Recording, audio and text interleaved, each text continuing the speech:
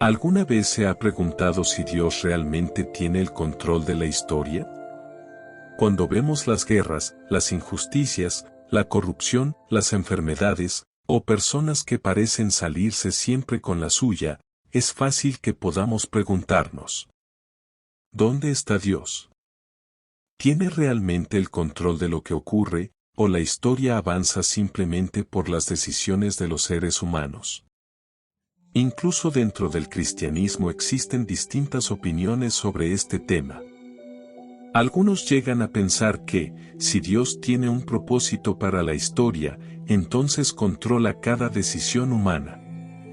Otros creen que las acciones de las personas pueden frustrar sus planes. De ahí surge una pregunta muy importante: ¿qué enseña realmente la Biblia? Por eso, después de pedir la guía de Dios, estudiar el contexto histórico, e investigar este pasaje, vamos a tratar de realizar un análisis exegético de Isaías 14, 24, donde veremos qué significaron estas palabras para los primeros oyentes de Isaías, que nos revela el texto hebreo, cómo se relaciona con el resto del Antiguo Testamento, cómo los escritores del Nuevo Testamento entendieron esta misma verdad y, finalmente, qué aplicaciones prácticas podemos extraer para nuestra vida hoy. Con esa idea en mente, leamos juntos Isaías 14, 24 que dice: Jehová de los ejércitos ha jurado, tal como lo he pensado, así sucederá, tal como lo he decidido, así se cumplirá. Con el texto en mente podemos hacer la primera pregunta. ¿Qué significa la frase, que Jehová de los ejércitos ha jurado? En la Biblia, un juramento de Dios no significa que necesite convencer a alguien de que dirá la verdad.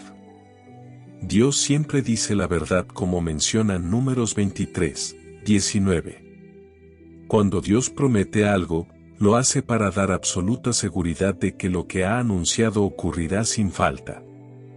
La expresión Jehová de los ejércitos significa literalmente Jehová de los ejércitos o Jehová de las huestes. La palabra Ebaot proviene de Tzabá, que puede referirse a los ejércitos de Israel, los ejércitos celestiales o ángeles, o todas las fuerzas bajo la autoridad de Dios. El título destaca que Jehová gobierna sobre todo poder visible e invisible. Ningún rey, imperio o ejército puede frustrar sus decisiones. Para un israelita 800 años antes de Cristo, este título transmitía una enorme confianza. Aunque Asiria parecía invencible, Yahvé o Jehová Dios era el verdadero comandante supremo. ¿Y qué significa del versículo la frase, tal como lo he pensado? La palabra hebrea traducida pensado proviene del verbo DM, relacionado con planear, concebir o diseñar un propósito. No habla de un pensamiento pasajero. Describe un plan cuidadosamente establecido.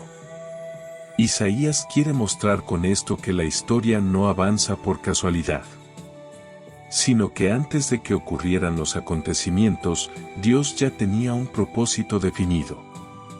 Mientras los imperios elaboraban estrategias militares, Jehová ya había determinado el resultado final. ¿Qué significa del versículo la frase, así sucederá? Aquí aparece una idea muy importante. Isaías no dice que probablemente sucederá. Dice que sucederá exactamente como Dios lo determinó. El cumplimiento depende del poder de Dios, no de las circunstancias humanas. En el pensamiento hebreo, cuando Dios habla, su palabra ya lleva implícito el poder para realizar lo anunciado. ¿Qué significa la frase del versículo, tal como lo he decidido? La palabra hebrea procede de Yaatz, cuyo sentido es aconsejar, determinar, establecer un plan después de deliberar. No implica que Dios necesite recibir consejos, sino que describe una decisión perfectamente sabia. En la Biblia, el consejo de Dios representa sus decretos soberanos. Y nada puede modificar lo que Él ha establecido. ¿Qué significa la frase, así se cumplirá? El verbo hebreo tiene la idea de levantarse, mantenerse firme, permanecer establecido. No solo significa que ocurrirá. También comunica que nadie podrá impedirlo ni cambiarlo. Es un decreto irreversible. ¿Por qué Isaías coloca este juramento justo después del anuncio contra Babilonia? Aquí aparece un cambio importante en el capítulo. Los versículos anteriores al 24 hablaban de Babilonia. Pero desde el versículo 24 comienza una profecía dirigida contra Asiria. ¿Por qué? Porque en tiempos de Isaías, el enemigo inmediato era Asiria. Los habitantes de Judá podían preguntarse: si Dios promete juzgar a Babilonia dentro de muchos años, ¿qué pasa con el imperio que hoy a nosotros nos amenaza? De ahí que Isaías responde, mostrando que Jehová también controla la situación presente. El mismo Dios que derribará a Babilonia en el futuro también derrotará a Asiria en su presente. Ahora bien, ¿cómo entendían este versículo las personas de aquella época? Para un judío 800 años antes de Cristo, este versículo transmitía varias certezas. Primero, que los grandes imperios no gobernaban la historia. Aunque Asiria parecía invencible, Jehová Dios seguía teniendo el control. Segundo, que las promesas divinas eran absolutamente seguras. Y que cuando Dios juraba, no existía posibilidad de un fracaso. Tercero, que el pueblo podía confiar aunque todavía no viera el cumplimiento. El juramento era una garantía de que Dios actuaría en el momento apropiado. ¿Y qué relación tenían estas palabras de Isaías con el resto del Antiguo Testamento? Este versículo desarrolla una enseñanza presente desde los primeros libros de la Biblia. En Números 23, 19 dice: Dios no es un hombre para mentir. Así que cuando Dios habla, cumple. Isaías aplica ese principio a la historia de las naciones. Primero de Samuel 15, 29 dice: La gloria de Israel no mentirá, ni cambiará de parecer. Dios no modifica sus propósitos porque cambien las circunstancias. Y el Salmo 33, 10 y 11 dice: Jehová frustra los planes de las naciones, pero el propósito de Jehová permanece para siempre. Aquí aparece exactamente el mismo contraste. Los planes humanos cambian. Y los planes de Dios permanecen. Proverbios 19, 21 nos dice: Muchos son los planes del corazón del hombre, pero el propósito de Jehová es el que se cumple. Isaías ilustra este principio con el ejemplo de Asiria. También Isaías 46, 10 dice: Mi decisión se cumplirá, y haré todo lo que deseo. Décadas después, Isaías vuelve a repetir la misma idea con palabras muy parecidas. ¿Cuál es la idea central del versículo? Isaías 14, 24 enseña que la historia no está gobernada por la fuerza de los imperios, sino por el propósito inmutable de Dios. Asiria parecía decidir el destino de las naciones. Sin embargo, Isaías revela una realidad más profunda: detrás de los acontecimientos está Yahvé, Jehová de los ejércitos, cuyo plan nadie puede frustrar. Su juramento asegura que lo que él ha pensado y determinado se cumplirá exactamente como lo ha dicho. Para los primeros oyentes, este mensaje era una fuente de esperanza en medio del temor, y para todo el que lee la Biblia, reafirma que la soberanía de Dios está por encima de cualquier poder humano. Pues bien, hasta aquí hemos visto cómo entendieron estas palabras los primeros oyentes de Isaías, y cómo este principio atraviesa el Antiguo Testamento. Sin embargo, aún queda una pregunta importante: ¿cómo entendieron esta misma verdad Jesús y los escritores del Nuevo Testamento? La respuesta es especialmente interesante porque permite aclarar una duda que muchas personas se plantean hasta el día de hoy.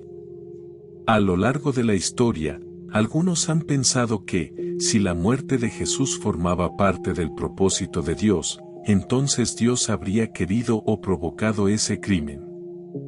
Sin embargo, cuando analizamos cuidadosamente el conjunto de las Escrituras, descubrimos que la Biblia presenta una explicación mucho más profunda y coherente. Pregunta: si Dios tenía un propósito, ¿significa que obligó a las personas a matar a Jesús? No. Y entender esta diferencia es fundamental para comprender toda la enseñanza bíblica. La Biblia nunca dice que Dios obligó a Judas a traicionar a Jesús. Nunca dice que obligó a los principales sacerdotes a condenarlo.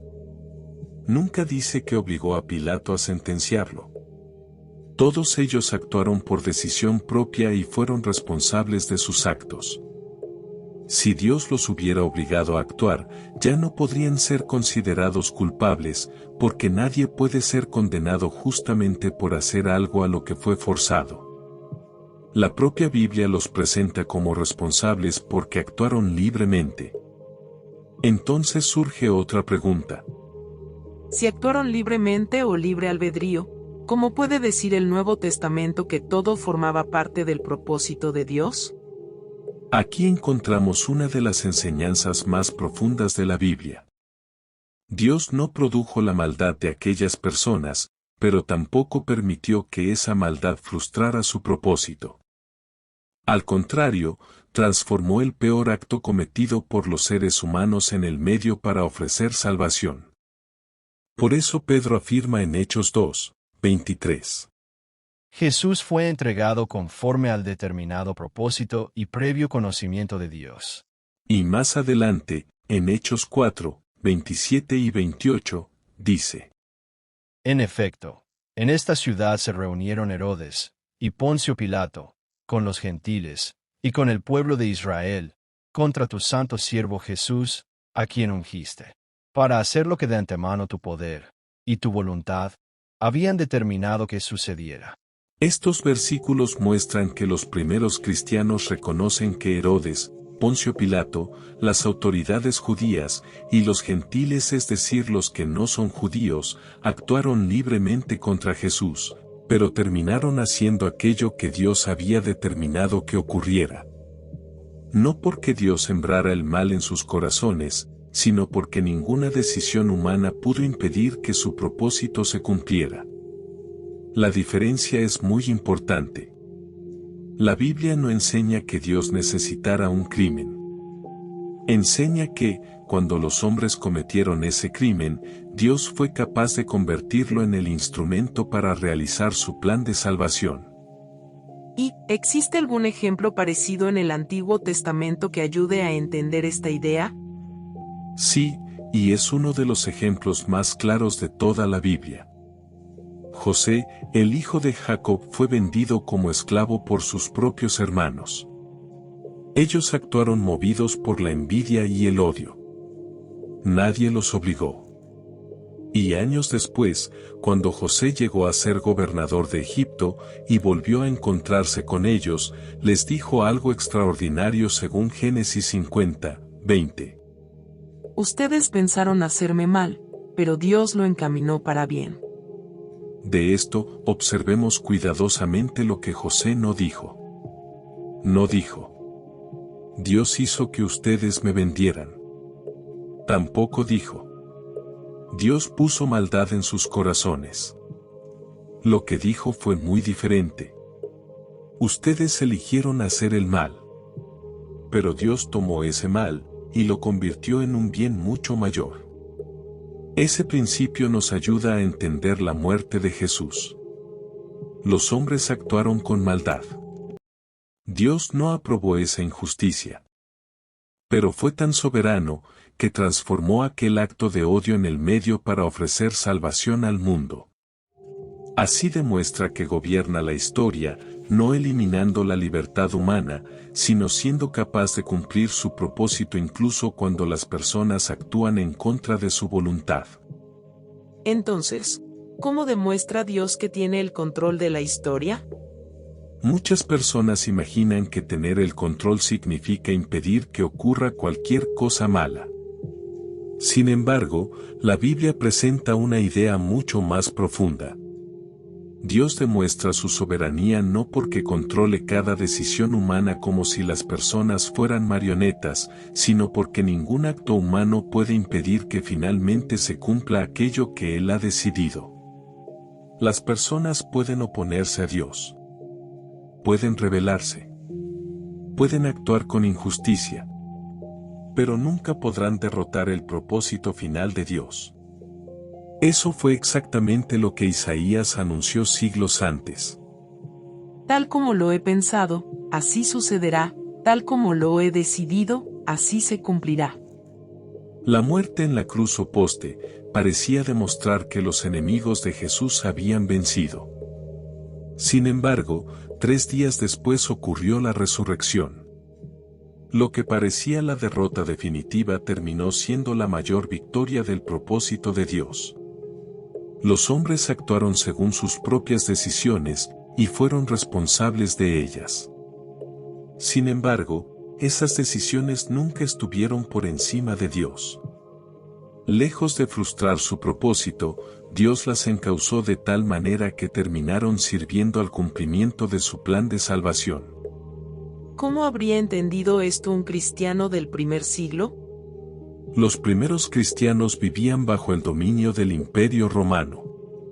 Veían cómo algunos hermanos eran perseguidos, encarcelados, e incluso ejecutados por su fe. Podían preguntarse: ¿será que el poder de Roma impedirá que las promesas de Dios se cumplan? La respuesta era un rotundo no. Porque ellos recordaban lo ocurrido con Jesús. Si ni el Sanedrín, ni Pilato, ni el Imperio Romano pudieron impedir que Dios cumpliera su propósito mediante Cristo, tampoco podrían impedir el avance del reino de Dios, ni el cumplimiento de sus demás promesas. Por eso su esperanza no descansaba en el poder de los gobiernos, sino en la fidelidad de Dios. ¿Por qué Pablo vuelve a enseñar esta misma verdad? Porque las congregaciones seguían enfrentando pruebas y necesitaban recordar quién gobernaba realmente la historia. Por eso escribe en Efesios 1:11. Dios hace todas las cosas conforme al designio de su voluntad. Pablo no está diciendo que Dios provoque todo lo que ocurre, ni mucho menos que sea el autor del mal. Está afirmando que el propósito de Dios nunca fracasa. Nada puede obligarlo a abandonar el plan que ha decidido llevar adelante. Era exactamente la misma verdad proclamada por Isaías siglos antes. Hasta aquí hemos visto qué significó este pasaje para los primeros oyentes de Isaías y cómo el Nuevo Testamento confirma esa misma enseñanza. Pero la Biblia no fue escrita solo para informarnos sobre el pasado, fue escrita para transformar nuestra manera de vivir. Entonces, podemos ahora preguntarnos, ¿cómo puede esta verdad ayudarnos a enfrentar los desafíos de nuestra vida hoy? Primero, cuando el mundo parece fuera de control, tratemos de recordar quién dirige realmente la historia. Vivimos en una época en la que es muy fácil sentir incertidumbre.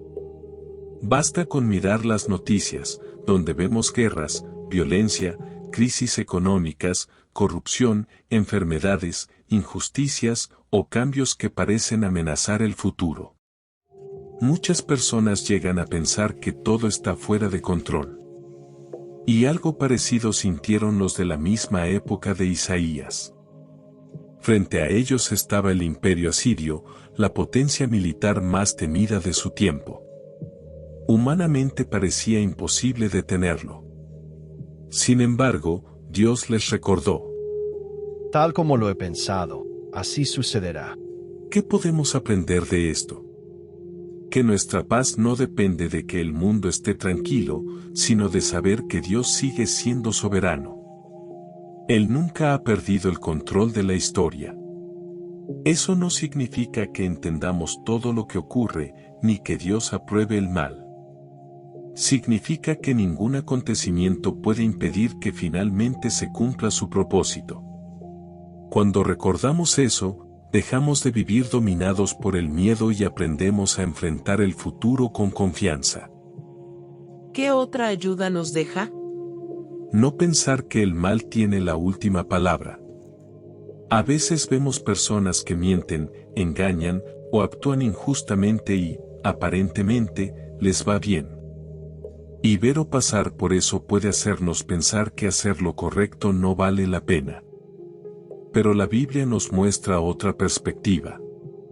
Los hermanos de José creyeron que habían destruido su vida. Los líderes religiosos pensaron que habían acabado con Jesús. Sin embargo, ninguno de ellos tuvo la última palabra. Dios fue capaz de transformar esas injusticias en un bien mucho mayor. Eso nos enseña una lección muy práctica.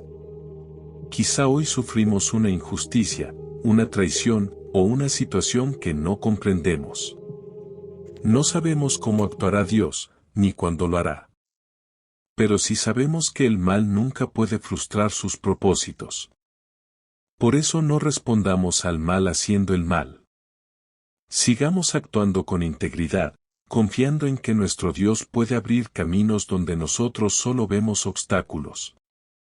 Y por último, aunque hay muchas lecciones más que seguramente uno puede sacar, ¿qué lección nos deja este análisis?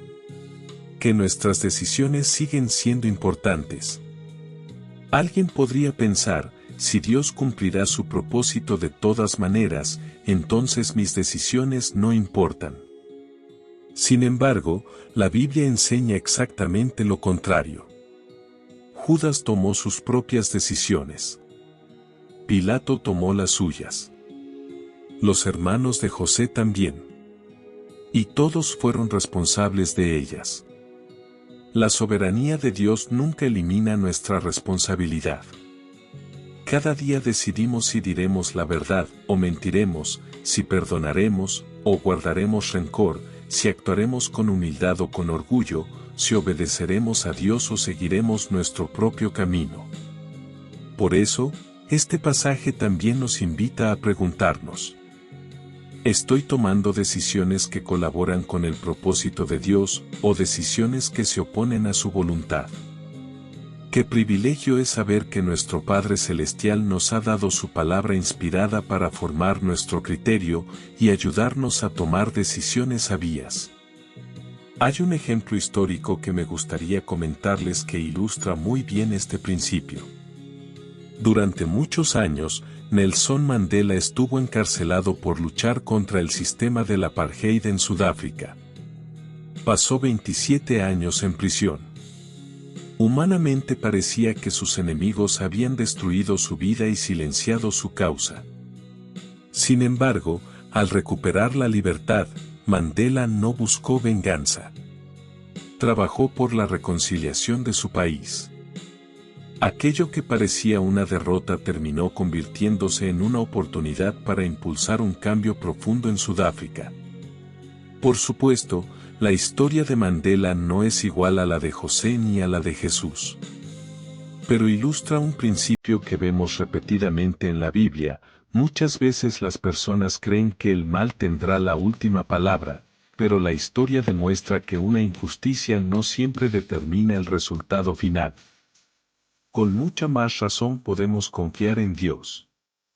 Si Él fue capaz de convertir la traición sufrida por José en la salvación de muchas personas, y la injusta muerte de Jesús en el medio para ofrecer salvación al mundo, también puede conducir nuestra vida de maneras que hoy quizá no alcanzamos a comprender. Eso no significa que todo sufrimiento tenga una explicación inmediata. Significa que nuestra esperanza no depende de las circunstancias, sino del Dios que sigue guiando la historia hacia el cumplimiento de su propósito. Al comenzar este análisis nos preguntábamos si Dios realmente gobierna la historia. Después de recorrer todo el contexto de Isaías, el resto del Antiguo Testamento y el Nuevo Testamento, la respuesta es clara. Sí. No porque convierta a las personas en marionetas, sino porque su sabiduría, y su poder son tan grandes, que ninguna decisión humana puede impedir el cumplimiento de su propósito.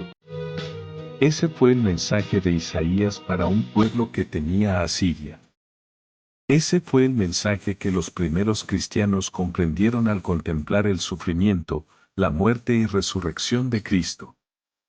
Y ese sigue siendo hoy un motivo de esperanza para todos los que confiamos en Dios. Fin del análisis. Si este análisis te gustó, o te dejó pensando, te animo a que dejes tu pregunta, comentario. Puede ser muy valioso y animador.